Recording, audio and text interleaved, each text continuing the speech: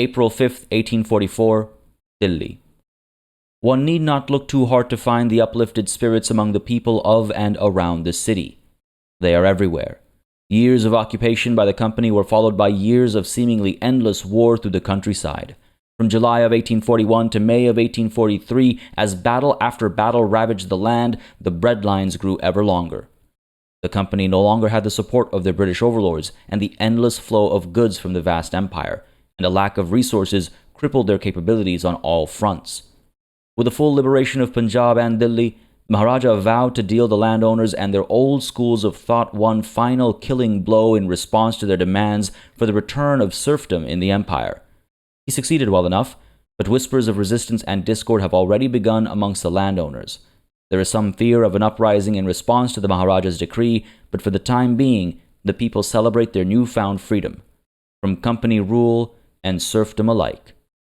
From the article Liberty, My Love, published in the Delhi Gazette, April 5th, 1844. Hey everybody, it's PartyElite. Welcome back to our Sikh Empire run in Victoria 3. Things are looking pretty fantastic right about now. Radicalism is on its way down. Yes, 9.02 million radicals is still a very large number. However, this downward trend is promising, and we're going to keep applying pressure to bring this number lower and lower. Apart from that, though, our economy is looking pretty good as well, and that is despite us currently being at war, though it is also as a result of us not building anything for the time being. However, that's going to switch around pretty much right now as we are actually able to end this war, because it occurs to me now, after having a moment between the previous session and this session to think about it, this war goal isn't actually pressed. It's an unpressed war goal, which means if we do capitulate, we'll be able to just end it without any issues. Now, yes, it'll seem as though we lost this war, but truth be told, I feel like this needs to be changed on the game's end.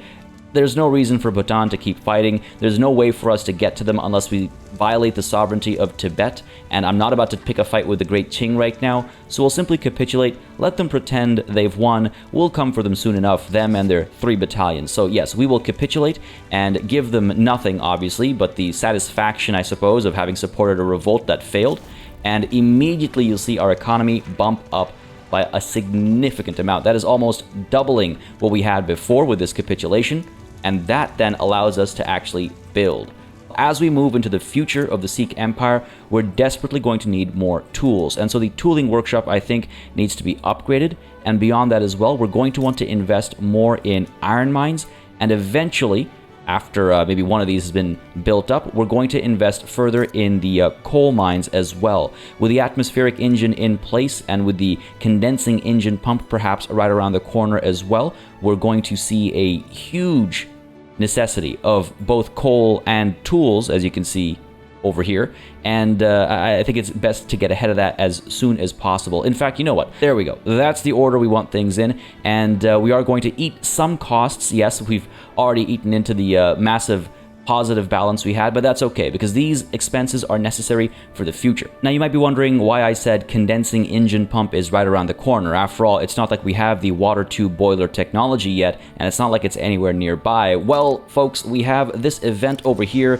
with regards to the atmospheric engine. After the implementation of the atmospheric engine and through its widespread introduction through the mining industry, productivity is at an all-time high, and we're either able to squeeze a little bit more from these machines, or we can take a look at the implications for transport over here, or perhaps there's an even better way to use some of this equipment to further improve the production and output of our mines. And that gives us the option to either improve the throughput of these mines, it gives us the option to improve our progress through railway technology, or finally it gives us an opportunity to move closer to water tube boiler technology, which is what we need for the aforementioned condensing engine pump. Thing is though, folks, as much as I said I wanted to invest in the railways after we finished mechanical tools, fact of the matter is, because we don't have railways unlocked as an option to research, if we go with this option, it has great implications for transport, that 2.5k progress will disappear into the ether. So that's not really a choice. We have to go with water tube boilers, or we can increase throughput for these mines, which I don't think is as helpful given our current technological situation. So perhaps there is an even better way will give us a massive bit of progress for the water tube boiler, and it will reduce the amount of time taken to research this down to 18 months, which is fantastic compared to the 30 months it would have taken otherwise. So yes, we're diverting from our original plan a little bit, but the water tube boiler is a very helpful thing to have on hand. Not only can it be used for iron mines and coal mines, but can also be used in furniture manufactories, tooling workshops, etc., etc. So it's a very valuable thing to have, so why don't we go ahead and focus on that after the mechanical tools, and then we'll flip the script and go back to the railways as was the original plan. Now, what to do with regards to radicalism? Like I've said, this needs to be a top priority. I think the first order of business is going to be to remove the grain tax from our consumption taxes. Yes, that's going to hurt our economy tremendously, but we're going to replace it with some other consumption taxes instead, particularly luxury furniture perhaps, opium, and how about some consumption taxes on tea? And finally, let's go ahead and add some more on, I'm thinking, luxury clothes. Now here's the thing, that's not making us as much money as a grain tax. However, again, grain is consumed by pretty much all strata of society, and it was really hurting people's overall ability for social mobility.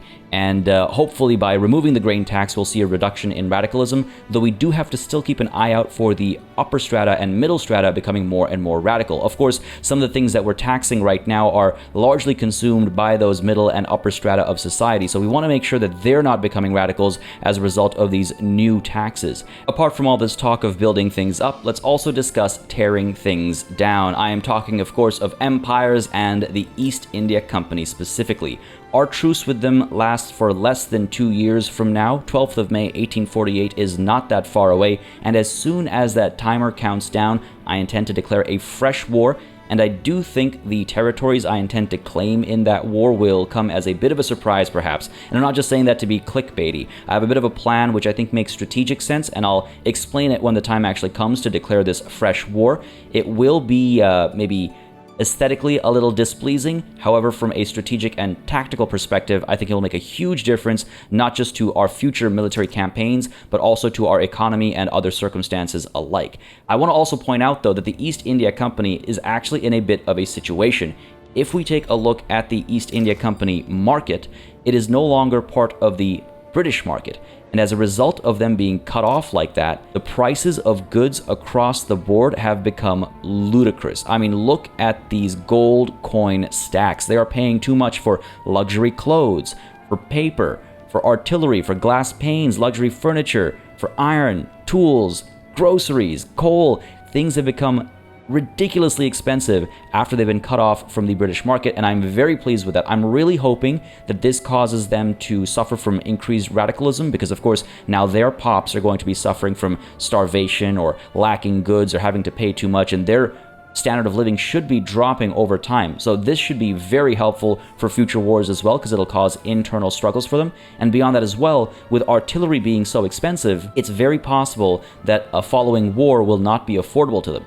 Very excited to see exactly how all this plays out. But we should stay focused on the task at hand at home and make sure that our own people aren't overpaying for goods. And perhaps we should also take advantage of some export opportunities, like with liquor over here, which is dirt cheap right now. So why don't we establish an export route here and see if we can't get this flow of goods into the Qing market. I don't want to rely too much on the East India Company market, though at times I wonder if we shouldn't have them rely on us, and then we can cut them off with an embargo when the war kicks off, and that will then prevent them from having access to our goods, and that might cause suffering for them. For the time being, though, the Qing market shall receive our liquor, and we just want to be careful that we're not increasing the prices by too much. And at the same time, it seems as though we can export fabrics as well. Perhaps we send these off to the French market because they seem to be a bit more prosperous at the cost of some convoys. Fair enough. And apart from that, it does look like dyes are still dirt cheap over here. Why don't we go ahead and see if we can export them anywhere valuable? Now, doesn't seem worth it at all, to be perfectly honest. We have to be careful about losing too much bureaucracy because, of course, that will cause us some trouble as well as far as tax waste is concerned. On which note, let's go ahead and get the violent suppression going in Sindh once more, because as you'll see, we do have a fair bit of radicalism at Sindh, which is causing turmoil and tax waste. So let's reduce that as best as possible. We already have it going on in Sikh Rajputana and Delhi as well, but hopefully as radicalism goes down, we'll have to be less violent and less suppressive, and we can move forward with our lives, right? On the topic of moving forward, let's move forward with time. And there you have it, folks. We now have agrarianism. This is going to be absolutely huge for our economy because this means that our investment pool is actually going to start growing and we'll actually be able to tap into it for various construction opportunities. I cannot stress enough how massive this is. Yes, it will upset the landowners and we are very likely to see another revolutionary war perhaps, but this is going to be such a big change for us moving forward. Eventually, I would very much like to try suppressing the landowners. They're going to be regaining the clout that they lost from having lost that war, but if we can't do anything else, and I don't think we have that many options, and I'll explain why in a moment. If we can't do anything else, at the very least, we should try and suppress them when we're able to perhaps get rid of some of these consumption taxes and use that freed up authority to do so. But for the time being, we should celebrate the success here with agrarianism in place. Like I said, the investment pool is going to start to grow, and we'll be able to build stuff without being worried about eating into our budget. Not everything, of course, but a lot of the things are now open for construction. Though with agrarianism in place, we need to take a look at new laws that we would like to enact in its place. I believe we discussed this last session, but in case we didn't, the next target is land-based taxation. We need to swap this out for per capita taxation because, as you can see, it creates a huge increase in our income from taxes. And that's because we are slowly shifting away from a peasant-heavy population to a non-peasant-heavy population. See, land-based taxation has this land tax reliance, which only applies to peasants, whereas per capita taxation halves the land tax, but adds this per capita tax. Land tax only applies to peasants, per capita tax applies to everybody who is not a peasant. So as we start to modernize our society, and as we start to introduce more and more factories and other such places to work, more and more people are going to go from being peasants to other types of pops, and they'll be excused from the land tax. So we need to make sure that they are paying the per capita tax. This, by the way, falls under what the game calls the poll tax if we look at our budget over here. So these poll taxes are calculated as land taxes or the per capita taxes based on taxation levels as determined by the taxation law that you have active. So that's just something to keep in mind if you're trying to figure out the differences there and where poll taxes come from. It's from these various types of taxation, and hopefully with per capita taxation in place soon, we'll be making even more money very, very shortly. All right, not sure what happened there, but radicalism just popped up in like 2 massive steps. I think it's because our upper strata and middle strata are getting a bit more radicalized, but oh wow, for some reason, despite us helping the lower strata so much, they're losing standard of living. I need to take a look at this and prevent this drop, because this is clearly what's causing us trouble over here. Here I thought the other end of the population was going to be the struggle. Well, to be fair, it does look like luxury clothes and luxury furniture apply to some of the lower strata members of society as well. Again, lower strata is a large group of pop levels. It's not just the lowest, right? There's a variety of people included in the lower strata. So there are a variety of needs, and I guess they do include some of the things that we are taxing right now. So they'll be helped as well when we flip those consumption taxes off. Fair enough. It is what it is for the time being. Progress has some costs associated with it. Unfortunately, those costs are being passed down to the people. All right, with the coal mines upgraded, it's time to go ahead and make good on our promise on some of those consumption taxes. Let's get rid of the ones on luxury clothes and luxury furniture as well. That's a huge hit. Hopefully these construction goods, oh my goodness, they're so expensive even still. All right, it's fine. It's fine. The tooling workshops are almost done, and the reason why they're still so expensive is because we are still working on the iron mines. Fair enough, not the end of the world. We're almost done the tooling workshops here, and as soon as that's done, beautiful. That's what I like to see. That's what I like to see, and hopefully the iron mines won't take too long, and we'll soon be able to start accruing some money and get rid of all this credit. I really need to stop owing people money in the form of interest. This is going to hurt our economy in the long run. I need to be less laissez-faire about this situation. And colonization has been unlocked. This is an interesting opportunity over here. I'm not sure if we're going to pursue it. I leave the question up to you, so let me know in the comments if you think we should try colonizing anything. For the time being, though, we will move on as if things are just status quo. And of course, we can always change our minds in the future. Talking about the future, it seems as though empiricism is now spreading towards the Sikh Empire, and that's pretty helpful, actually. Public schools are something I would like to eventually get going, so empiricism will allow that to happen, and total separation between church and state is also something I would like to chase eventually when the levels of radicalism are perhaps a little bit lower. So empiricism is very important for both of those, and it's great to see this actually coming through without us having to invest the time and research into it. Alright, no luck enacting per capita taxation, but philanthropy has become a topic of discussion. The upper strata have decided to donate generously to the poor. Many among them even advocate for the per capita taxation law, agreeing that it would be a fair means of redistributing wealth. Hang on a second, what? My immersion has been immediately broken. This is entirely unrealistic. We have so much and they have so little. We are still wealthy even when we give generously. Are you really going to miss a few £1,000s? Think of how little that money means to you, and how much it would mean to a starving mother and her children. Truly taking me right out of the game. Where is the historical accuracy here? What's going on? We could encourage charitable giving, which would increase the enactment success chance by 10%. It would also increase the standard of living for the lower strata by 1, and reduce the minimum expected standard of living for the upper strata as well. This could be huge as far as radicalism and loyalism. This could be huge for radicalism and loyalists, so we might go with that. The other option is to fully leverage their support for per capita taxation, which gives us twice as much increase in the enactment success chance, but it's already pretty high, right? With plus 10%, we end up at 62. With plus 20%, we end up at 72. I think those are, that could go either way. So let's go ahead and encourage charitable giving, and I think pretty immediately that'll reduce the number of radicals we have. At the same time, mechanical tools have been unlocked as well, so why don't we go ahead and take a look at some of our buildings here and make some adjustments to the furniture manufactories, get them using precision tools that should increase the amount of luxury furniture we're seeing made, and that will reduce the costs rather significantly, so that's quite well and good to see. Apart from that as well, at the tooling workshops, I don't think we can actually do steel tools because we don't actually have steel, so that's not going to be an option for the time being. However, we are able to take a look at our livestock ranches and get them using slaughterhouses. The tools are going to end up being quite expensive if we go across the board, so why don't we just do it for the one at Punjab? That'll keep things a bit more affordable. And perhaps the one at the Sikh Rajputana as well. The reason why I'm chasing after these two in particular is because they are the larger slaughterhouses, and so the throughput is automatically a bit higher because of the economy of scale. So helping these guys out will result in larger returns on the investment. Apart from the livestock ranches, though, we can also take a look at our paper mills where we actually can't activate sulfite pulping because, much like the steel that we don't have sulfur either. That's okay. I would perhaps like to gain access to sulfur, though. Let's see if we can't import it. Yeah, that's not really worth it from the French market just to get 10 units of sulfur. Yeah, we're going to leave the sulfite pulping behind for the time being and just stick with what we have, but hopefully the increase in production of luxury furniture at the very least will make enough of a difference. And of course, now we are able to pick our next piece of technology. Again, I wanted to do railways, but rather than spend 30 months for that, let's go ahead and spend 18 months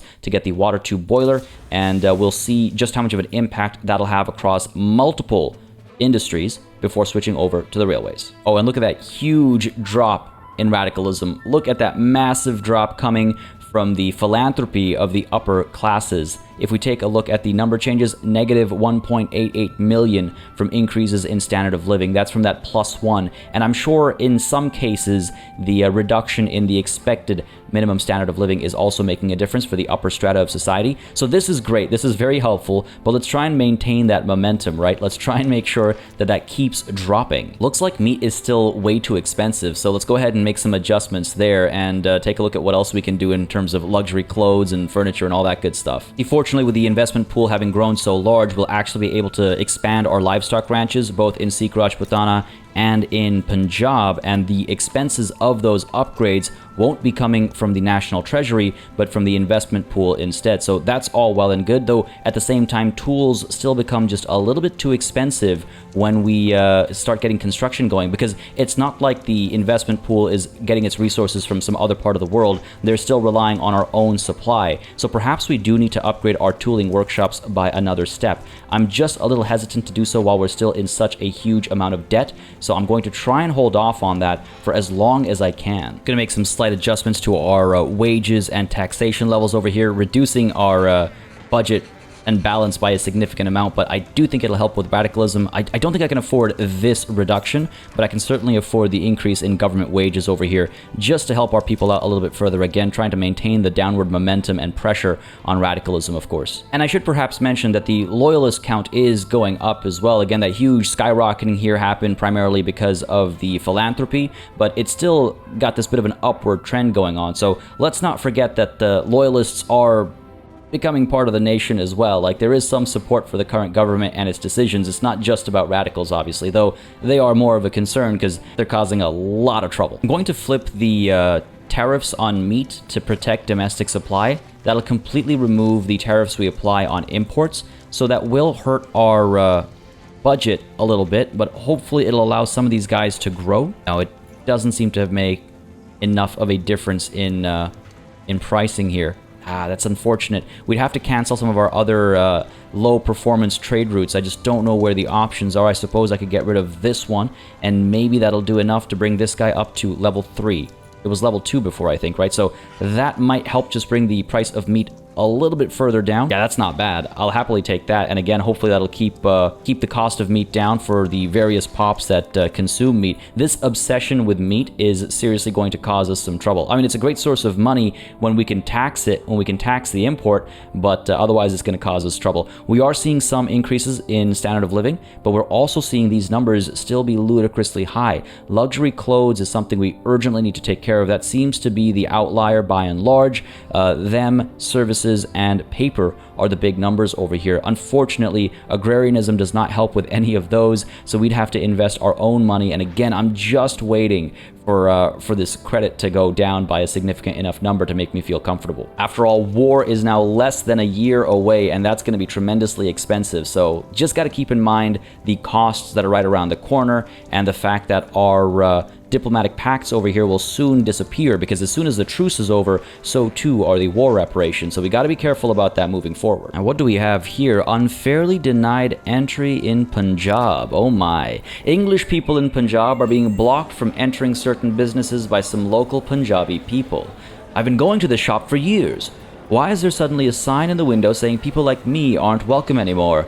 My goodness, this is very, very real. I mean, the flip of it is very, very real. There were, and I'm sure many people can find similarities to things that happen in their parts of the world, depending on where you're from. But in India, there were many signs that used to say no dogs or Indians allowed outside of various establishments, such as, you know, movie theaters and things like that. So this is like, I'm sure this event comes up no matter where in the world you're playing, but my goodness, this really strikes a chord in this part of the world based on the history I've studied. So just thought I'd give you a bit of historical insight there. We could say that everyone must be allowed. It will cost us some authority, or shopkeepers can sell or not sell to who they like, and that will really hurt the standard of living for English people in Punjab. You know, last session, I believe it was, I perhaps spoke to, or maybe it got edited out because I deemed it unnecessary at the time, but I spoke to how if we're going to try and unite India, if we're going to try and truly create this grand nation in the Indian subcontinent, we're going to have to get along with a variety of people, with a variety of cultures, and a variety of backgrounds. So with that in mind, as much as I would like to keep my authority from being questioned, I think everyone must be allowed. Minority entry denial will be stopped for at least 5 years, and it'll avoid any struggles with regards to standard of living. Now, with that increased authority, though, or rather, with the authority I do have, which I didn't realize was so high, we should perhaps take a look at encouraging the resource industry in Kashmir and Balochistan, and we can also take a look at perhaps promoting national values in Punjab. I don't think we still have enlistment efforts going. No, we don't. This should hopefully help us just convert some more people to the right culture and faith to avoid these issues and struggles time and time again. And of course, the increase in the resource industry will allow more production of coal in Kashmir and more production of iron in Baluchistan. On the topic of authority, though, we can also consider using some of our influence. It's beyond its maximum 100%, so it's not like we're getting any further effects from it. That 25% infamy decay is the most of a bonus we can get from influence, so I'm thinking we'll improve our relations with Baroda, and perhaps we'll improve our relations with Awadh as well, or maybe Jaipur, sure. The reason why I'm doing this is because eventually, when I go to liberate these two states, I would like to simply ask them to join us as opposed to war for them. Awadh is also going to get liberated by us. In fact, they're probably our next target, our next, casus belli, as it were. They are, however, antagonistic towards us, so I don't know how much of a difference it'll make if we begin improving relations with them. So I'll leave that be for the time being, because we've already reduced our maximum infamy decay. You know what? Fine. Jaipur, I think you can wait. Let's go ahead and stop improving relations there. Keep it up with Baroda, though, and keep that 25% infamy decay, because we will need our infamy as low as possible when we declare this fresh war. Unfortunately, it won't be at 0, so we won't be able to take as much territory as I would have initially liked, but I do still want to declare that war as soon as we can, because I do want to cause as much damage as quickly as possible to the East India Company. We have to keep that momentum going, and as we look at the East India Company market, I wonder just what their situation is. You know what? They're still struggling with quite a few things, and this is wonderful to see. This is wonderful to see. Hopefully it's causing increased radicalism among their people, and hopefully that'll give us the upper hand when that war next year does kick off. My goodness, look at their GDP as well. We've caused some massive hits to them, haven't we? My goodness, can't wait for the next one. It's going to be huge. And it seems as though standard of living took a big hit as well. They did manage to recover for the most part, but it's still a little wobbly, so that's good to see. They are struggling a little bit here and there. Seems as though philanthropy has come back again with another failed attempt at passing per capita taxation. We'll continue encouraging charitable giving. I think that'll continue to make a big difference in people's standard of living, so we'll keep that up and hope that the 67% is enough to pull the trigger on this thing finally. I would really like the extra money from per capita taxation. It would allow me to reduce, I think, some of our taxation levels and increase some wages as well, further encouraging people to put their pitchforks down, right? And on the topic of those pitchforks, we have a decent bit of money in our investment pool again, so let's go ahead and upgrade the livestock ranches a bit further once more. Take you up to level 5, and at Sikh Rajputana, let's go ahead and take you up to level 6. There you go. And the cost of tools is still just through the roof, but again, just waiting for that debt to go away. All right, with us no longer able to improve relations with Portugal, let's go ahead and flip the script and start improving relations with Awadh instead. We'll see just how much progress we can make. I mean, war is, what, like 8 months or so away now? Quick math, terrible math, probably incorrect math, but we'll see how much of a difference we can make, and we can see if Awadh is interested in joining us after the fact. This is priceless.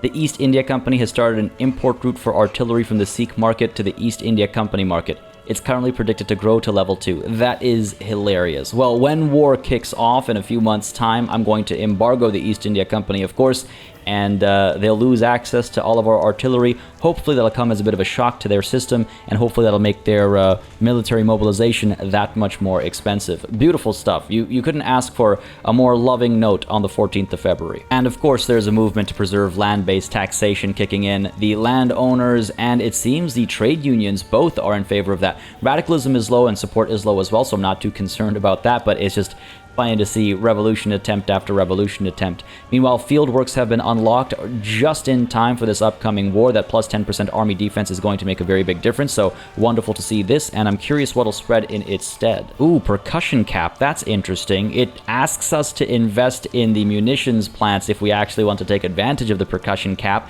but the munitions plant allows us to produce ammunition at home, which again is useful for the next tier of infantry. So again, we don't have any control over what's actually spreading towards us, but all things considered, this isn't a terrible thing to acquire sooner rather than later to actually set those industries up for when you want to upgrade your infantry. So good stuff, good stuff. All right, folks, reason to celebrate as we are just about to be debt-free with this next step. As the next week begins, we now have gold reserves once more. Good stuff. I'm not going to throw them all away right away. And in fact, as much as I would like to build those tooling workshops I keep talking about, it might be a good idea to accumulate some gold reserves as we're about to kick off a fresh war. And then after that war, we can go ahead and consider building those tooling workshops. The other option, of course, remains to keep upgrading the livestock ranches in Punjab. The only concern here, of course, is that they're not making any money. If we upgrade you one more step with the help of our investment pool, we could perhaps consider another export route for fabric,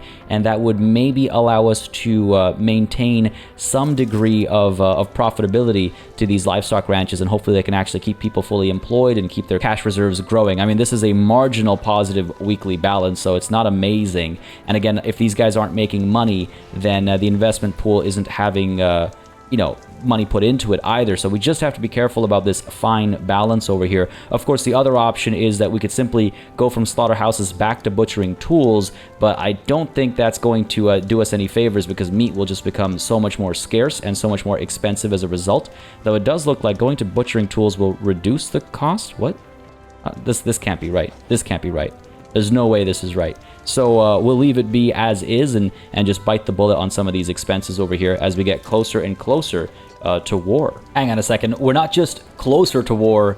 It is actually time for war itself. War reparations, as you can see at the bottom right corner here, have been broken as of the 12th of May, and that is because our truce with the East India Company has come to an end, and of course our budget has taken a huge hit as a result as well. The money coming in from the diplomatic pacts was in reference to the war reparations coming in from the East India Company, and so that means that we must march to war right now. In fact, not right now. I'm just gonna let it get to Monday, and the reason for that is entirely personal. It's because the 14th of May is my mother's birthday, and what more poetic a day to kick off a new war. Not 1848, obviously, my mom's not that old, but May 14th. Let's go ahead and make our intentions clear here as we go to war with the East India Company. The first order of business is going to be to ensure they're not able to get any goods from us. If we take a look at our trade routes, again, just as a reminder, they are importing some artillery from us at level 2, in fact, so I'm not a fan of that. We're going to go ahead and immediately embargo this trade route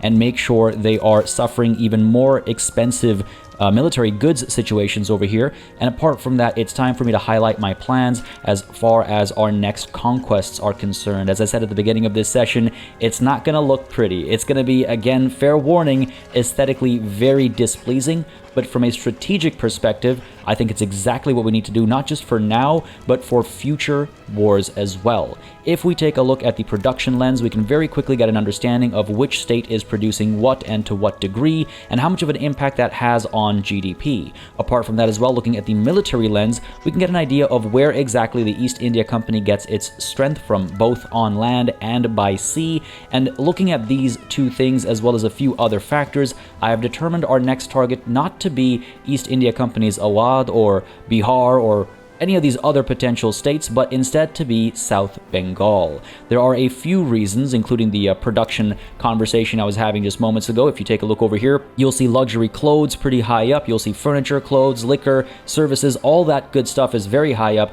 but you'll also see the current annual GDP contribution is absolutely massive, 11.4 million just from South Bengal alone. Looking at a point of comparison, though, you'll notice that North Bengal is a bit bigger as far as its GDP contribution is concerned. However, the reason we want to hit South Bengal is, well, manyfold. Not just a matter of GDP, but also the fact that there are 20 naval bases in South Bengal, or perhaps we should say a naval base at level 20 in South Bengal, which if we take a look at the East India Company's overall strength over here, you'll see is just about half their naval fleet. 20 of their flotillas from South Bengal will be handed over to us should we manage to conquer it, and they'll be left with, yes, 30, so they will still be stronger than us by a decent amount, I suppose. However, this is the first step in the disarming of the East India Company's naval forces. Beyond that as well, having this connection by sea will allow us to stay connected to the Sikh market. If we were to take North Bengal or Bihar, we would instead find our states to be isolated, and we wouldn't be able to move goods between these states. But by taking South Bengal and having that sea connection, we'll be able to use convoys without actually having to invest in convoys. speaking sort of, metaphorically, not mechanically, we'll be able to use convoys to transport goods from the rest of our empire to the little sort of enclave, I suppose, we'll have over here. Beyond that as well, beyond the political, military, and socio-economic benefits of taking South Bengal, there's also the symbolic benefit of displacing the East India Company from its capital at Calcutta. I'm very much looking forward to all of these successes, but to ensure they happen smoothly, we do have to bring back a couple of things that I was hoping to have kept in our past. The grain tax needs to make a comeback. Unfortunately, with the economy the way it is right now, with the diplomatic play active, we're going to see a bit of a hit as we start bringing in conscripts, and then when we actually mobilize our armies, this is going to be a huge negative, and this is going to be a long war, because since we're chasing after South Bengal, we're not going to see the enemy war support tick down below 0 until we actually hold at least some of South Bengal. Even if it's the tiniest province of South Bengal, we have to hold it, and until we do that, the war will stagnate. So it's going to be a long one, and we have to prepare for that. So I apologize to the people, but that grain tax has to come back.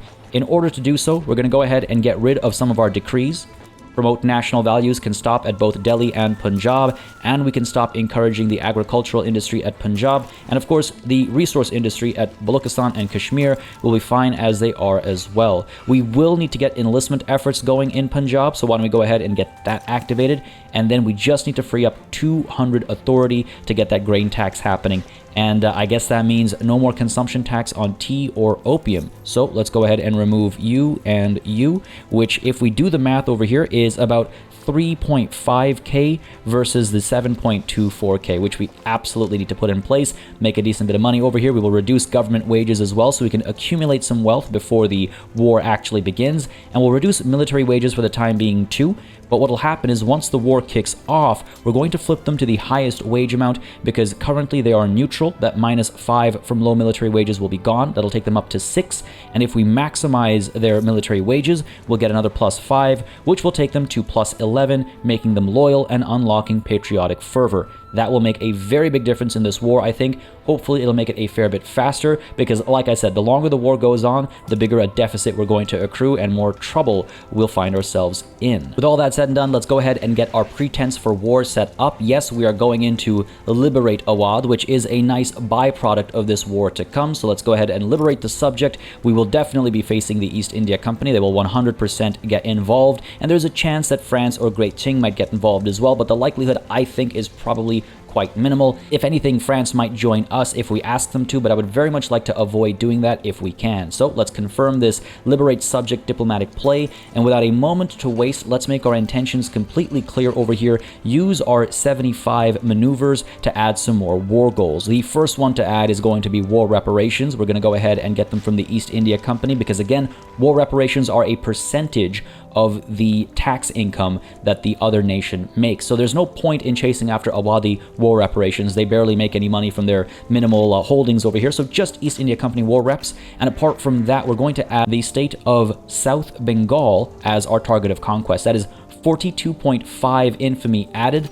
And that is about the limit of infamy we can take. None of the states in the Indian subcontinent are worth less than 17 infamy. They're all about 40 or so, because the population is just so high. And you might think, well, that's unfortunate. We can't take any more than just the one state. But don't worry, folks, because there is one other war goal that we would likely otherwise ignore if it wasn't for the limitation brought to us by our infamy. And that war goal is to force the recognition of the Sikh Empire as a proper major power, a proper major player in the grand scheme of things. We already have a decent bit of prestige, all things considered, but we remain unrecognized. So through this, we will become a properly recognized major power, giving us a lot more to work with moving forward. We'll have more influence, we'll have more maneuvers. There's a lot of benefits to that. We do still have 10 maneuvers left over. I think the only option we might have with the 10 maneuvers would be, Awadhi war reparations. So you know what? It doesn't add to our infamy, but it will help supplement our future budget and balance. So let's go for it. Awadhi war reparations as well, added to the lot. For the next however long the truce lasts for, we'll be looking pretty good. It's nice to see the EIC is actually uncertain. They will, I'm sure, grow more and more confident as time goes on, but this is very promising, and the turmoil in the East India Company is actually quite bad for them. I really wonder where this turmoil is happening, because I sincerely hope it's as a result of us cutting them off from the British market, like I was describing earlier. Their count of radicals will hopefully be quite high, much like ours is, and that might just cause a bit more war exhaustion to them as well, and hopefully we'll see the benefits of all of our work so far come through as we now begin to conscript some of our, well, conscripts. Let's go ahead and get them out from Punjab and Delhi primarily. That's where the bulk of our conscripts are going to be available. The rest of the states, I think, can hang tight as they are. We'll see if we need more troops. I'll be very concerned if we do, and for the time being, we will not be mobilizing our generals. And in fact, we do need at least one more general, I believe, in the Himalayas HQ, because we lost our general there when the revolution attempt took place against the landowners. Our general up in the Himalayas HQ, who was enjoying his Rogan Josh and Noon Chai, was unfortunately a part of the revolution, so he's gone, and in his place comes Banda Bahadur of the armed forces. Yes, I could put some landowners in to appease them, but I don't think that's the right move over here, because we might just lose them again with this land-based taxation political movement. So we'll go with Buddy here from the armed forces. He is an explorer, he is innovative, giving him a chance as at getting the surprise maneuver, and he's also a popular commander. Can't complain about any of those, right? So let's go ahead and recruit him, put him in place, and that should have us covered for all of the troops that we can get on hand right now. Just want to make sure that the Maharaja Ranjit Singh is able to take on quite a few conscripts, and we don't have to worry about their mobilization when they actually join in to the with the army. So let's go ahead and let time move forward and see exactly how this diplomatic play plays out. Naturally, the EIC would like to see Delhi return to them, and that's a good dream to have, I suppose. You know what they say, right? If you're gonna dream, dream big, right? And with the livestock ranches over here getting completed in just a couple days' time, or in a handful of hours' time, actually, it's already Sunday afternoon, I'm going to go ahead and level the livestock ranches in Punjab up by one more step. There are multiple layers and reasons to this move over here. Primarily, I'm hoping more and more people get employed at these livestock ranches and stop being peasants, because when we finally flip to the per capita taxation method of tax collection, we're going to rely less on peasants and more on non-peasants. So the more non-peasants we have, the better it will be for our income tax and our, well, rather to be specific, our poll taxes. So the hope here is that we slowly encourage more people to drop peasanthood, so to speak, and become any one of these variety of types of employees. But of course, we want to take advantage of the investment pool while we're doing that. I don't want to eat into our own economy. I don't want to eat into our gold reserves, because otherwise I'd be building all sorts of other things. Primarily, probably more tool manufacturing shops. But for the time being, the livestock ranches will do the trick. Unfortunately, per capita taxation was not enacted, but we do have an opportunity at philanthropy here, so let's go ahead and encourage charitable giving and keep that standard of living up, keep the radicalism down, and keep people happy for as long as we can, because I assure you, when this war kicks off, radicalism is going to go on the rise, convoys will start getting shut down, goods will stop flowing from foreign markets, and the price of goods locally will skyrocket, and that'll of course result in the drop in standard of living. I absolutely love the economic warfare side of things to war in Victoria 3. I think it is absolutely glorious, and I love that it's something I even have to think about, not just on the defensive, but on the offensive side as well. So just something to keep in mind.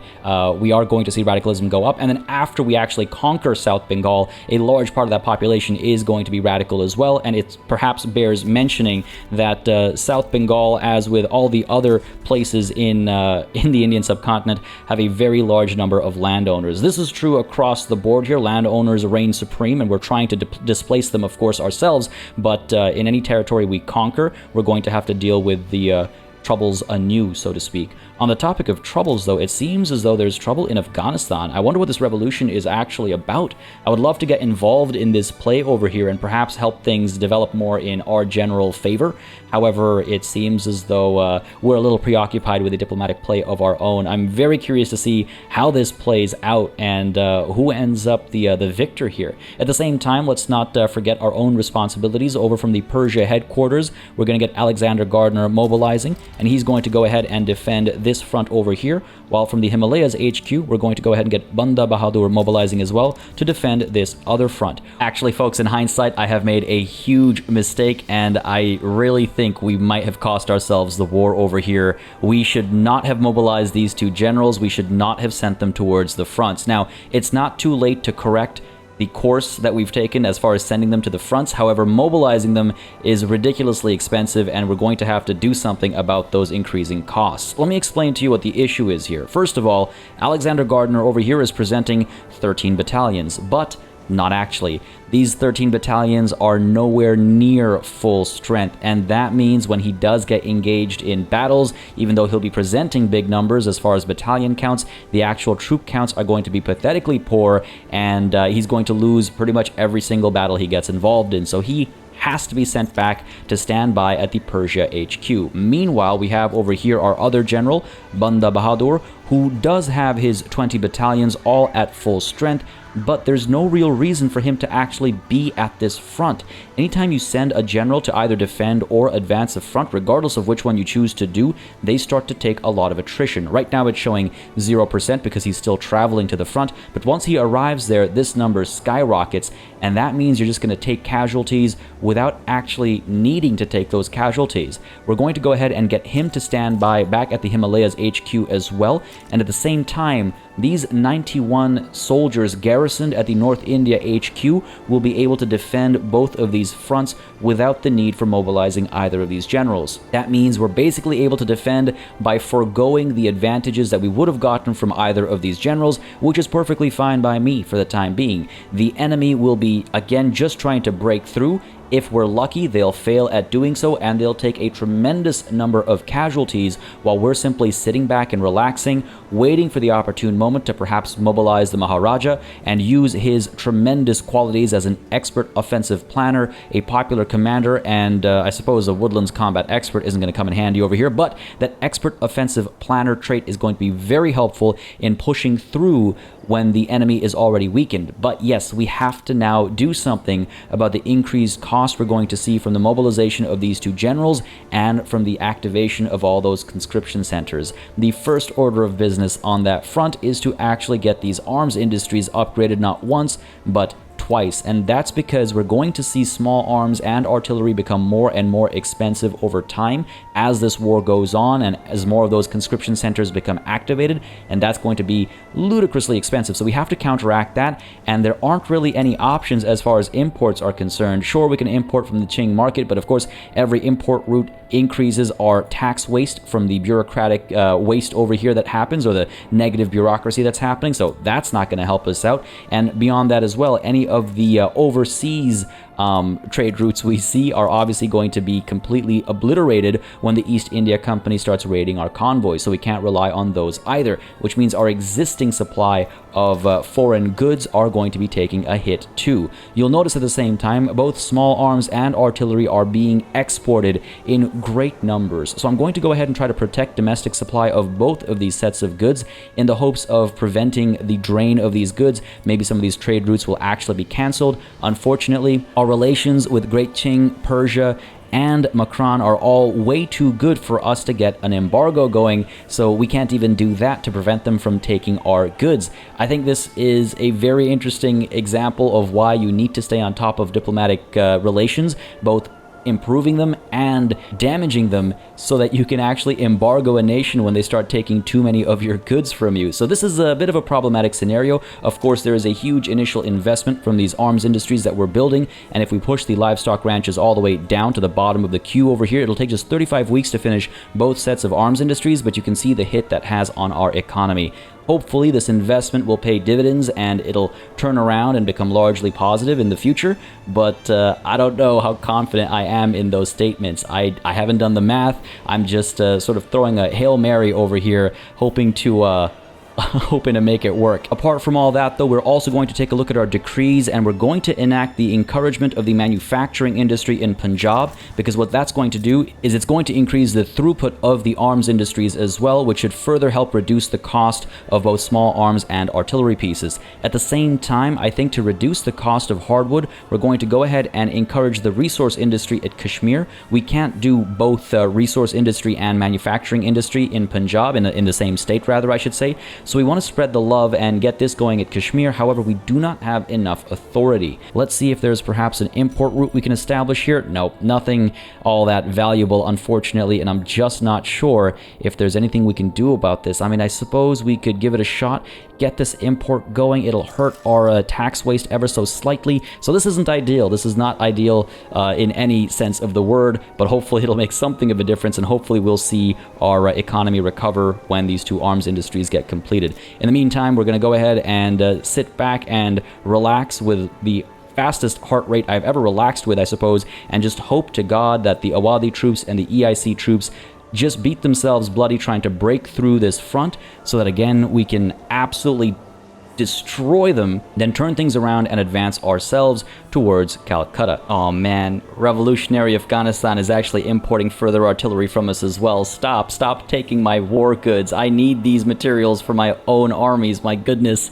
I don't know how this is going to play out. Things are looking pretty dicey. I cannot believe I've made the mistake of mobilization, but war has now broken out with the East India Company. Let's see how things go, folks. Let's see if this plays out in our favor. Got to keep our eyes on this front over here and just see how it all breaks down. Wait, hang on a second. Oh, I know this is of utmost importance right now, but I just noticed something at the bottom right corner that you may have noticed as well. But if you didn't notice, I'm going to go ahead and just take us halfway across the world over here and take a look at the United States of America and their current diplomatic situation and see if you can spot the surprise here before I point it out. The United States of America is now a protectorate of France. What? I have no idea what to say to this. Nothing I could say could add to the strangeness of this situation. What does that mean with regards to the conflicts with Great Britain up over here? If France and Great Britain are still rivals, which I think they are, yes, how is that going to develop up over here? It also looks like there's been more developments here as the Columbia District has taken over the Hudson Bay Company, so that's huge. This will be very interesting, and I mean, I'm just curious to see how this develops. I noticed the country subjugated notification at the bottom right corner over here.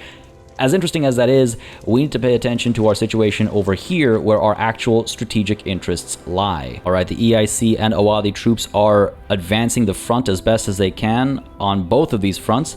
Looks like we're outnumbered in this battle up top over here, but we are still winning as the water tube boiler gets unlocked. Excellent timing. Thank you very much. Let's go ahead and get our new technology picked. Yes, for the longest time I was saying we need railways. Let's get railways next. It'll only take 30 months to research now, but instead, because of our almost guaranteed financial situation at the end of this war, we're instead going to focus on central archives. The reason for doing that is because having central archives allows us to focus on our government administration buildings and get them using a standardized filing system. As you can see, central archives is the prerequisite over here. It'll be very expensive. We'll need to go ahead and produce more paper, all that good stuff, sure, but that extra bureaucracy is going to be very helpful in getting rid of all of this tax waste. So it'll take 5 years to research, but I think that'll be 5 years well spent, and we can just hope to get railways eventually as we continue to deal with our financial situation over the course of the next handful of years. But as this battle rages on, I sincerely hope we come out on top, because we need to make sure this front is actually held in place. If we start losing territory, we're going to be in serious trouble. But at the moment, it does look like we're doing okay, but I really don't want to I don't want to think things are going well when they can just turn around on you at a moment's notice. So let's just take things as they come and hope that the attrition that the enemy is taking is going to severely hamper their progress. You can see they've taken about 14k deaths. We've only taken about 1.2, and that ratio is only going to keep expanding further and further as we're not at any fronts and they're suffering from significant attrition-related damage. So this is wonderful for us so far. Let's hope we can hold the line until it's time to push the front. All right, good stuff. It looks like we've actually won the first battle of this war and held the line over here, but this is the first of many to come. All right, looks like good progress on this front as well with this first battle in the southern front, and this northern front has its second battle where we're about to win again, so this is looking quite promising indeed. At the same time, you can see construction is progressing, 12 and 17 weeks for these two arms industries to be completed,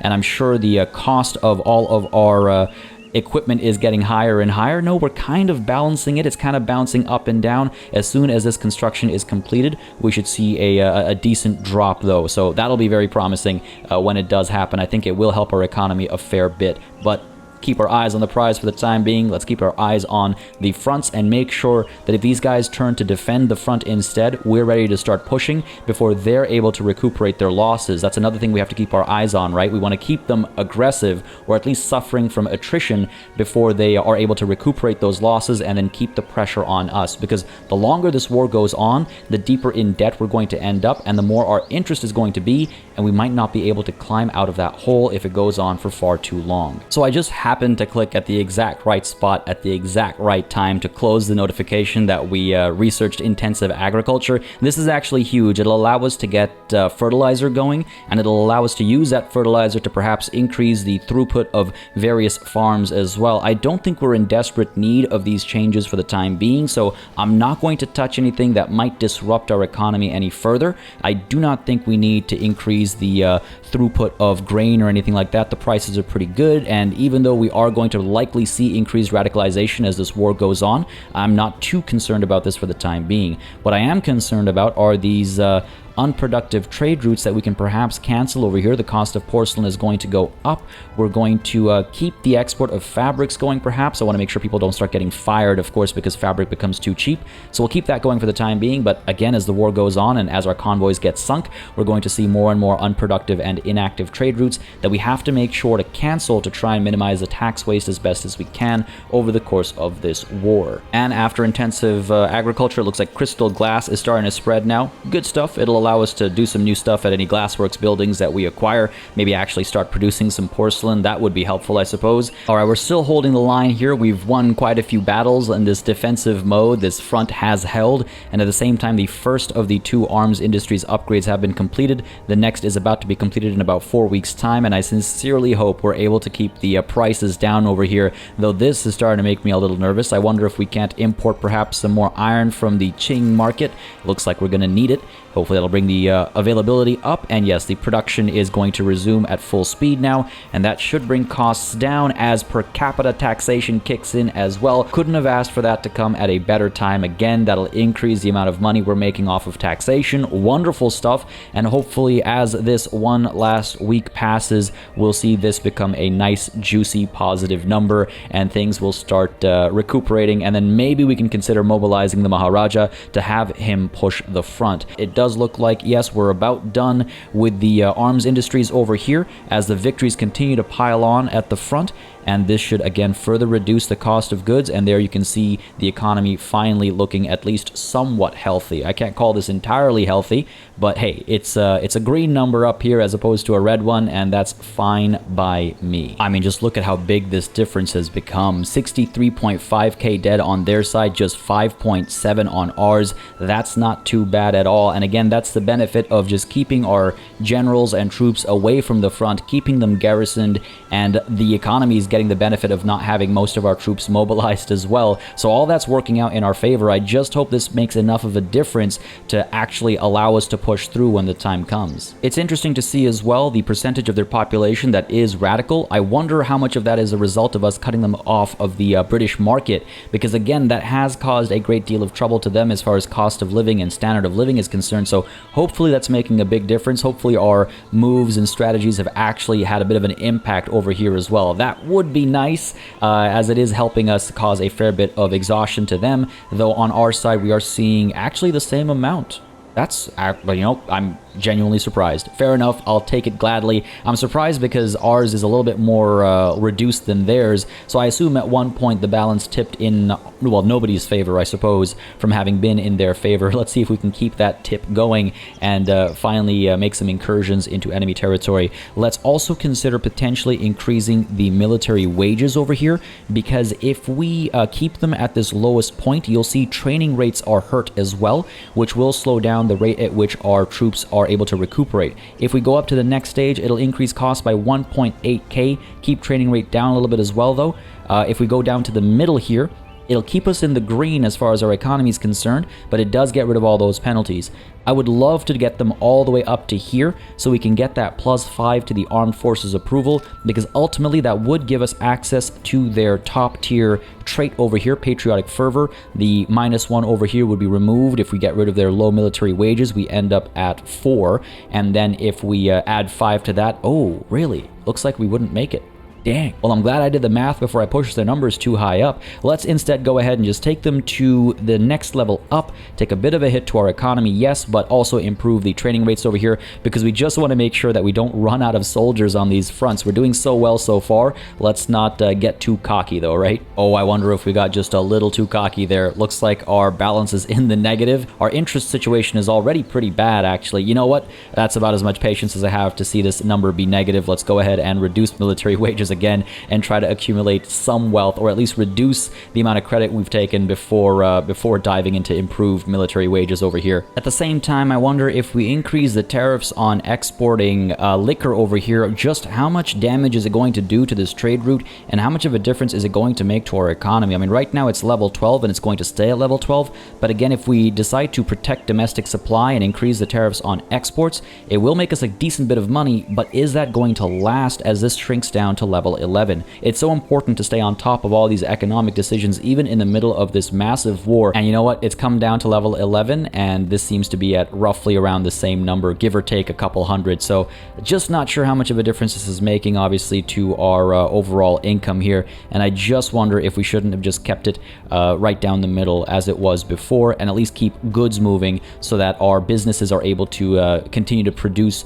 more goods more profitably and pay better wages. So fine, let's go ahead and make these regular tariffs, and hopefully this will grow back up to 12 in short order so we can start making money again, as little as it might be. Meanwhile, it does look like we're still doing a decent job of holding on to the fronts. We are winning battle after battle against the troops from both Awadh as well as the East India Company. So this is looking pretty good overall, and again, the difference in losses is still absolutely massive. And of course, as I say all that, we're going to maybe see our first loss over here. No, we're still doing just fine. We were outnumbered significantly. We were evenly matched, actually, as far as actual troop count is concerned, but we've managed to come out on top over here. That made me extremely nervous for a moment, though. But meanwhile, empiricism has been unlocked. It increases how much influence we have, so maybe I should consider using some of that for something or the other. But otherwise, it does give us access to certain laws that we will not yet be able to get going, of course, because of the trouble it might cause in terms of radicalization. But it's good to have those options, of course, and we'll see exactly what comes in its stead as we continue to keep an eye on the technologies spreading our way. Meanwhile, it does look like the number over here has changed to our advantage, which is nice to see for once in this war. Let's see if we can't get the same thing to happen up over here, as law enforcement is the new technology that is spreading our way. And what do we have here? Against the odds. An event in Punjab. Despite not enjoying full rights under Sikh law, some wealthier Hindu people have begun moving into neighborhoods and frequenting establishments they would normally be excluded from. If we want our children to have a future, this is where we should raise them, he said. I want them to live somewhere safe. She crossed her arms. Have you seen the looks we get? When people talk about safe, they don't mean safe for us, they mean safe from us. Man, some of this writing really resonates, I gotta say. We may need some new regulations to keep the peace. It'll increase radicals from discrimination, or they have fairly earned their success with all it entails. It'll make the armed forces, Sikh priesthood, and landowners extremely upset. We simply cannot afford that, unfortunately. If these guys get to -5 with their approval, we're going to see material waste, and this is simply unaffordable. I don't think I can take that risk, especially with radicalism where it is currently still seemingly, wiggling up and down, potentially on the rise over here, despite what this number says. That is just a little too scary for me. Yes, we can always increase their budget slightly, but we already saw what that did to our situation. I think we might need some new regulations to keep the peace. That discrimination is going to be a serious problem, folks. But you know what doesn't discriminate? Bullets. And boy, are we eating and having our enemies eat quite a few of them. We're doing quite well as far as these numbers are concerned. I'm feeling very good about this huge difference over here. We're just under 10k dead. They're almost at, well, they are at 100k dead. They're almost at 110k dead themselves. Plus the number of wounded is a huge difference as well. It does look like we're doing okay overall. They're at -0.57. We're at -0.58. So pretty much similar. That's not going to make a difference. Until somebody pulls the trigger and actually starts making a breakthrough, nothing else is going to make a big big difference. Well, it's finally happened. It looks like enough convoys have been sunk that all of our trade routes have become inactive. If we take a look at our shipping lanes here, yeah, this is not looking very good at all, and this is going to help radicalism skyrocket even further as people start to get more and more upset at the lack of these goods, and rather at the expense they have to make to get these goods that they so deeply desire. But that also means we can now go ahead and get rid of all of these trade routes that are inactive, and you'll see as we do so, our bureaucracy here improves a little bit, so at least the tax waste is gone, and I guess we're making a little bit more money now as a result of that. So, you know, I'll take whatever wins I can get whenever I can get them.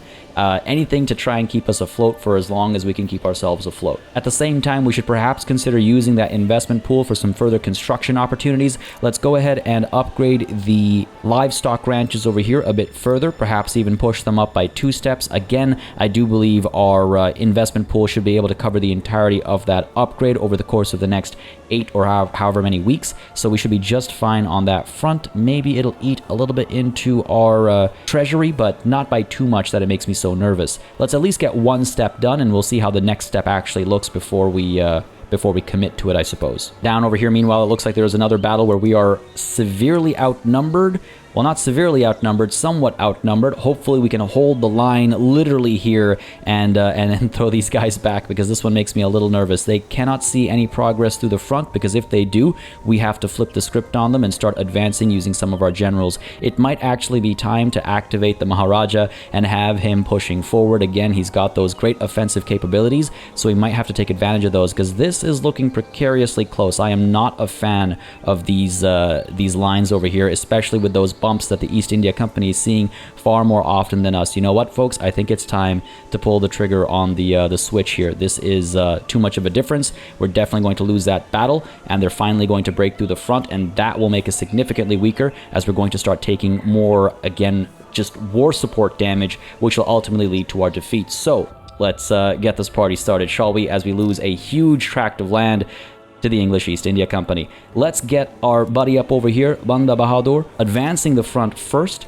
And we're doing that because we'll have to wait some time before the Maharaja is actually fully mobilized. Let's get that party started, though. It'll take him a fair bit of time to get all 89 battalions up and running. And of course, they have been taking some damage over the course of the defense of this front over here, so hopefully it's not too bad. One thing we can perhaps do is take a look at the enlistment efforts, which we've already got active in Punjab, right? So that's not going to help. The other option is, of course, to increase our military budget ever so slightly for the time being, just to make a little bit of that training rate reduction go away and just see how much of a difference it actually makes. Alright, we managed to push them back a little bit over here, but that was just a defensive battle. It's when we're actually advancing the front, which is when we'll make the big differences. They are sending in reinforcing battalions, though, it looks like, so I'm just not sure how much damage we've actually caused to the troops that are at the front right now. Hopefully they're still in a pitiful state. Hopefully the attrition and stuff has done its job, and hopefully as the Maharaja joins the front when he's fully mobilized, we'll see some swift progress to prevent the damage to our economy, of course. Right now, though, Banda Bahadur is making an advance of his own. It doesn't look like the East India Company is going to win. It looks like they're going to lose. I was ready to take that L, but it looks like a nice W instead. This is going to be good. Hopefully we'll push them back all the way, and then we can keep that pressure going. I have to be very wary of when the front splits into 2 fronts again, because the game will catch you out of position, and that is quite unfortunate. The game should sort of pause or do something to bring to your attention when the fronts split, because it can very quickly cause a situation like this, where you can see the EIC is getting an advance going over here while we're still pushing over here, and this front over here is completely empty. So if the EIC or the Awadhi troops decided to push here, they'd be able to break right through. So this kind of splitting is really nerve-wracking. Fortunately, though, the Maharaja is mostly mobilized. Let's get him advancing the front against Awadh over here at the Pashtunistan Awadh front, and that'll hopefully allow us to just barge right through this territory and make a breakthrough of our own. We'll see, though, because of course that comes at the expense of our troops at this front over here. Something I could try and do is get our Alexander Gardner over here with his rather damaged troops to defend the front down here, and hopefully he'll be able to hold the line. We'll see, though. I'm not too confident about that move. All right, quite a bit going down right now. None of it looking very good, I'll be perfectly honest with you. This battle looks like it's going to be a loss. Meanwhile, this battle over here is looking like it's going to be a loss as well. And finally, we have another battle up over here, which is also looking like it's going to be a loss. None of these are looking very hot, folks. Not a fan of this, but hopefully we can keep the pressure on and turn things around over here, because we absolutely need to at this point in time. You can see the difference in war support as a result of having territory occupied was very big, and that's just not looking very good for us at all. All right, it seems as though we've at least turned this battle around. Looks like this will be a victory. Up over here, though, this one's not looking too hot still, and this one similarly isn't looking like a good time. But fortunately, down here, we're actually going to be able to hold the line because we are defending at this front over here, so at least they're not going to make some more advances over here. The Maharaja really needs to make some moves, buddy. Come on. He's not here right now, but we're seeing success here nonetheless. This must be a defensive battle then, unfortunately, but hopefully he'll be able to crack through in no time. All right, we're just barely holding on right now, folks. As you can see, our war support is in the negatives because the EIC does hold a bit of Delhi, and that allows them to get us below the 0 minimum. So we really need to push through right now. We can't have any more defending. It's got to be advances. The Maharaja needs to push, and over here as well, I hope we can keep these victories going, because this general is going to have to turn around and start pushing as well. Banda Bahadur, I have a lot riding on you, buddy. You need to push. All right, good stuff. Seeing some success at least, pushing them back over here. Another battle is to follow, and looks like the EIC will probably lose this one too. Meanwhile, up over here, this is looking like a victory for us over Awadh, which is going to give us a huge advantage. Wonderful stuff. We need this victory over here to happen ASAP. Up over here, we've taken another victory too. It looks like there were two battles happening at the same time, but this looks like it's going to be the bigger one. Good stuff. They still hold on to some territory over here. That negative 38.8 is making me very nervous, but if we clear them out, it'll actually stagnate. It'll completely freeze in place, which is what we need at the very least. Looks like we're both advancing. They might actually get the advantage there, unfortunately, but we're going to get the victory, so that's helpful. Ideally, we'll take this province back, and then again, like I said, we just keep pushing. The next battle should be our offensive, and that should allow us to go through, hopefully, if the numbers are in our favor, which they certainly seem to be. Excellent stuff over here. Love to see it, and that should allow us to make our breakthrough finally. But remember, just because we own territory that was belonging to Awadh or the EIC before doesn't mean we're going to see their war support drop below 0, right? Theirs is pinned at 0 until we hold some of South Bengal, so we've got a long way to go still, and not a lot of money to go that distance with. That's a very helpful victory though, but again, you can see as the fronts split, we're left open down over here. So why don't we go ahead and send Banda Bahadur to advance the front over here. He's a capable offensive commander as well, if memory serves me correctly. He's a pillager. I don't love that, but he's also innovative, which will allow him to make some surprise maneuvers perhaps. I'll take whatever I can get. Alternatively, we can get Nawab Kunwar mobilized as well. He is an expert offensive planner as well, and he's an open terrain commander. You know what? This is looking terrifying though. That negative 20.9k doesn't look ideal. Oh, God, I'm going to hold off on this for as long as I can. As much as I like his traits and stats and abilities, we need to hold off on him for the time being. Looks like battalions on both sides arrived at around the same time. We are severely outnumbered. I don't know if we can keep the pressure on over here, or if that's a sort of risky gamble, but I guess it's the gamble we're taking right now. As up over here, it does look like we'll have the advantage. You know what? Let's get Alexander Gardner coming down over here as well to assist with the numbers down here, because I think the Maharaja should be fine on his own against these Awadhi troops. All right, looks like we're holding the line over here while we're pushing the line up top over here. This is good stuff. Their numbers are dropping, and down over here as well, their numbers are dropping.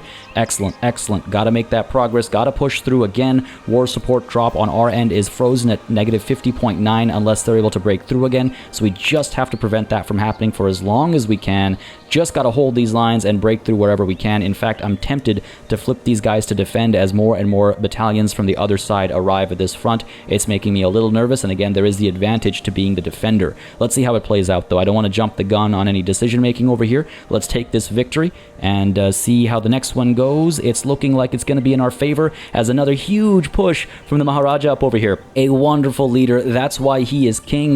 That's where the Maha in Maharaja comes, I suppose. This is some good stuff up top stop over there because we need as much pressure as we can get up over here. Once this front collapses, we can have everybody pushing down the middle and moving towards Calcutta, but we just have to hope that the momentum stays with us over here and over here both. Up here as well, again, battalion count be damned. It looks like we have the advantage in real numbers, so that's looking very promising. Same as down over here. This battle rages on. Progress continues to be in our favor, and you can see the enemy war support's about to hit 0. Oh, look at that. That is a huge tract of land taken there.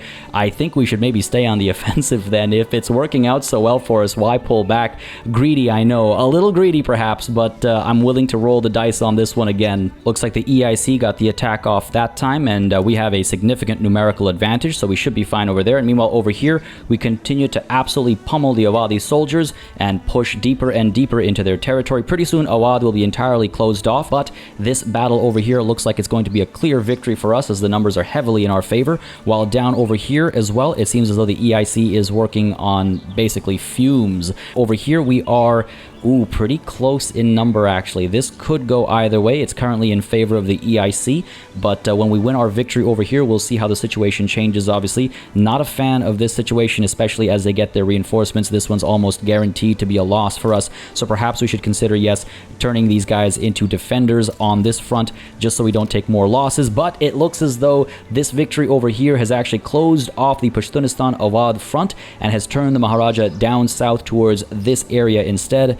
And now Maharaja Ranjit Singh will make his moves, and hopefully we will overpower the massive army of the English East India Company. I don't know just what these numbers actually mean. I really wish the game would more clearly present to you what the actual troop count is rather than the battalion count. I suppose I do enjoy the obfuscation of information to a degree, but at times it just makes strategic planning a little too difficult, I find. Alright folks, I think it's time to drop the budget for the military wages again because the numbers are getting kind of ludicrous. We hit negative 31k, which is just a bit too much for me. I really hope we haven't overinvested in this war and overextended ourselves. Nope, reducing military wages is not an option. It'll activate material waste, and that is obviously not ideal, so let's go ahead and get that back up to here to reduce that negative approval. Alright, this is looking pretty promising over here. A united front once more led by the Maharaja. The EIC is not having a good time, so this is all well and good. Let's take a look at our trade routes again, see if there's anything we should cancel over here. Perhaps this one that's unproductive. Getting rid of that will make a marginal difference to our losses here. You know what? Perhaps we should get rid of the liquor trade route as well. Some of these we're relying on to keep our people at least somewhat happy. You can see radicalization has gone through the roof again, and it's because of standard of living costs, of course. We really need a navy to help defend our convoys so that we don't keep seeing these struggles. Let's get rid of the export of dye. Let's go ahead and get rid of the import of luxury clothes, I suppose. Meat I'm going to keep because that's an obsession of our people. I'm sure many will be very upset if we decide to stop importing this, but perhaps we do get rid of the liquor route over here, make things a fair sight cheaper, and perhaps that'll make people a little bit happier, and again it'll also help reduce the tax waste, though it does also get rid of the huge tariffs we were getting there, and that seems to have actually hurt us more than it helped us. I'll keep an eye on this and see how it plays out though, because we also have to keep an eye on this and how the reduced cost of liquor makes a difference over here. Time will tell, of course, as always, time will tell. And it's looking like another success for the Maharaja over here. Another huge push deep into enemy territory. Come on, keep blitzing through here. Just make it to South Bengal. Don't get distracted by this territory behind us, please. I beg of you. This is looking like it might end up in our favor as well. You know what, folks? I think we might have timed the switching to offensive almost perfectly. I don't like tooting my own horn. I don't like blowing my own bugle, as the case might be, but this feels pretty good. I'm not gonna lie. This feels very good. Despite having lower stats, we are pulling things off over here, folks. There it is, another 10. Good stuff, good stuff. That wasn't a small amount at all. This is great. This battle's a bit of a waste. We're gonna win it, it looks like, but it's just in the wrong direction. We don't need that. We need this. Come on, buddy. The more time we waste, the more damage we take, really. But look at how quickly their numbers dwindled there, my goodness. Again, though, in the wrong direction. I need more advances down this way. A huge victory nonetheless, just again in the wrong direction. I wish the Maharaja didn't lose his compass or whatever the hell is going on over here. Buddy, stop going north. What are you doing? We're in massive debt. You can't keep doing this. Actually, it's unfair to blame the Maharaja there. Banda Bahadur is the one who's actually leading this assault, but nonetheless, the Maharaja should keep him in check. What's going on over here? Just conquering for for the sake of conquering. I mean, I suppose the devastation we're causing in North Bengal is helpful in the long run because it'll cause trouble for the EIC as they hold on to the territory, but really, I don't think it's going to damage them as much as this is damaging us, folks. And it's not just about our economy either. Let's not forget, we keep accruing radicals as our trade routes are horribly damaged and just in a pitiful state, right? Here again, they had more battalions than us, but not actually more troops, so it's looking like another success. And the percussion cap has been unlocked. Again, this will allow us to get the munition plants going. However, of course, we're not going to be able to invest in these for some time yet. And now rifling has begun to spread in its stead. That'll allow us to actually get rifles from the arms industry. I believe that increases how much small arms we produce per level. So that's pretty good, but of course it does require steel as well. That's something we got to get on ASAP. A large number of English people have begun migrating to the state of French South Cameroon and its surrounding states. I guess it doesn't really highlight where they're coming from, but one has to assume that the only place in the world that the English are really suffering any real struggles is over here, right? They seem to be doing quite well literally everywhere else, so I think we can take credit for that mass migration that's going on right now. All right, this is looking huge. This is looking fantastic. I just need these guys to keep moving in the right direction. There it is. That should be the big one. If we can win this battle, and it looks like we should, we'll finally be in South Bengal, and we'll finally see the war support over here drop below zero, just in time to prevent our economy from being in complete shambles. My goodness. At the same time, of course, law enforcement has been unlocked. I like to imagine Gonville Maynard is quaking in his boots over here in Calcutta, scared, terrified of this advance by the Maharaja and his generals. Love to see it. And Gonville is a very accurate name for this man. He's about to be Gonville, so alright, here we go, folks. This is it. This is the big one. This is the one we've been waiting for so very long, for so many years. Here's our victory, and there it is. South Bengal has been partially occupied. Our economy is looking like a complete mess, but enemy war support is finally taking a huge hit, and it's only a matter of, what, 20 weeks before they actually lose the war, give or take, perhaps 19 weeks, maybe a little bit less because it's 5.9 pretty much. So soon enough, we'll be all done. This is looking pretty good. This battle is going to be a decent victory over here once more. And this entire front, I believe, has been almost 100% win rate for us. Just this one loss we faced over here, but otherwise these battles have been wonderful. We've basically won every battle we've partaken in, except for 1, 2, 3, 4, and I suppose 5. Nope, that's just their capital. 4 battles we lost compared to look at how many we've won. This is a beautiful sight, a wonderful sight. Can we please end this war before we default on our loans? Ladies and gentlemen, there it is.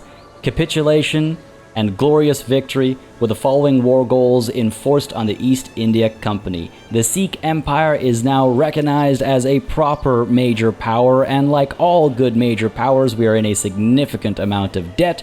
We've also managed to liberate Awadh from enemy rule. We've conquered South Bengal, and we're getting East India Company war reparations. So that's all well and good. I'm curious about this situation over here. Why have they not capitulated?